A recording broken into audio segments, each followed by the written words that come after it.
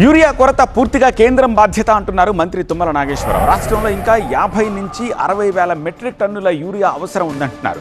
BJP అధ్యక్షుడు అవగాహన లేకుండా మాట్లాడుతున్నారని విమర్శించారు. త్వరలోనే ఈ సమస్యను అధిగమిస్తామని తెలిపారు. వస్తోన్న యూరియాను కొరత ఎక్కువగా ఉన్న జిల్లాలకే పంపుతున్నామని తెలిపారు.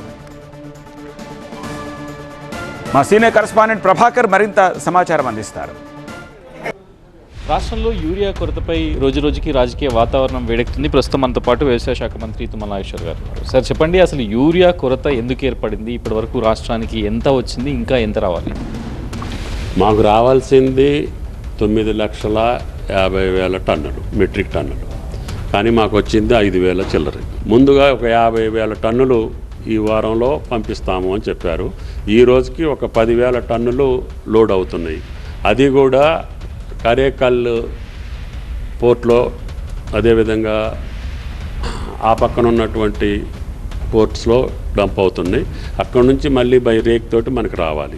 రాష్ట్ర ప్రభుత్వం ఎందుకు స్టాక్ ఎందుకు చేసుకోలేకపోయింది? ముందుగా ఇట్లాంటి సమస్యలు ఎందుకు ప్రిడిక్ట్ చేయలేదు? ప్లాన్ ఇస్తారు, ఏప్రిల్లో ఇన్ని టన్నులు ఇస్తాము, 150,000 టన్నులు ఏప్రిల్లో ఇస్తామన్నారు.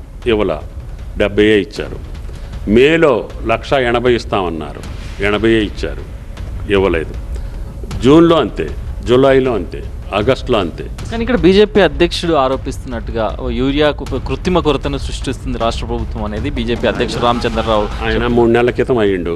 నేను అతన్ని ఎక్కువ, నాకంటే ఆయన గౌరవమే, కానీ అతను అంత బాధ్యతారహితంగా మాట్లాడితే, నిన్న కిషన్ రెడ్డి గారు కేంద్ర మంత్రి ఢిల్లీలో ఆలస్యమైన మాట వాస్తవం, మేము అనుకున్నది పంపించలేనన్నమాట వాస్తవము, డ్యూ టు దిస్ యుద్ధం వల్ల కావచ్చు, లేదు చైనా వల్ల కావచ్చు, లేదు దేశవాళీ పరిశ్రమలు పనిచేయకపోవటం మూలాన మేము అనుకున్నంత యూరియా ఈ రాష్ట్రానికే కాదు ఏ రాష్ట్రానికి పంపించలేదని చెప్పి ఆ పెద్ద మనిషి చెబుతుంటే, ఈ పెద్ద మనిషి అట్లా మాట్లాడుతుంటే దానికి అర్థం ఏంటో మీరే తెలుసుకోండి. బీఆర్ఎస్ కూడా ఆరోపిస్తుంది సార్, అంటే ఈ రాజకీయంగా మాటలు అసలు ఎవడన్నా పట్టించుకుంటే అది అపహాస్యం అవుతుంది.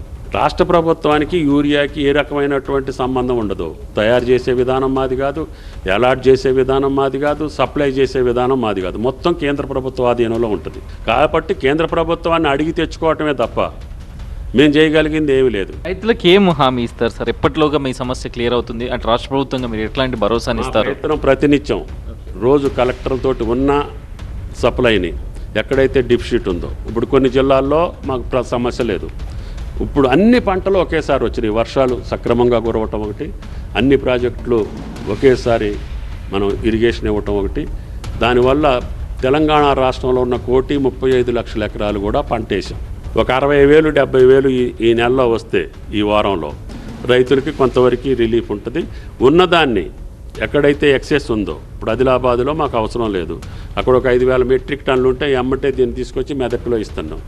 అట్లాగే నిజామాబాద్లో అవసరం లేదు, వేసేసారు కోటాలని, వాళ్ళు ముదిరికి వెళ్ళారు కాబట్టి, ఎర్లీగా ప్లాంటేషన్ అయింది కాబట్టి వాళ్ళని తీసుకొచ్చి సిద్దిపేటకు ట్రాన్స్ఫర్ చేయమని చెప్పాం.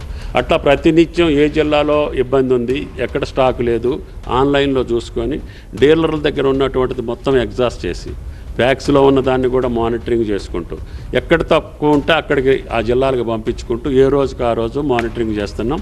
ఉన్న కాడికి రైతులకు ఇబ్బంది లేకుండా చేస్తాము. యూరియా కొరతను పొలిటికలైజ్ చేసే ప్రయత్నం రాజకీయ పార్టీలు చేస్తున్నాయి, అవగాహన లేకుండా మాట్లాడుతున్నాయి అనేది మంత్రి తుమ్మల నాగేశ్వరరావు చెప్తున్నారు. వారంలో సమస్య సద్దుమనడానికి అన్ని రకాల చర్యలు చేపడతామని చెప్తున్నారు. కెమెరా పర్సన్ హర్షద కొలిసిన ప్రభాకర్, TV9.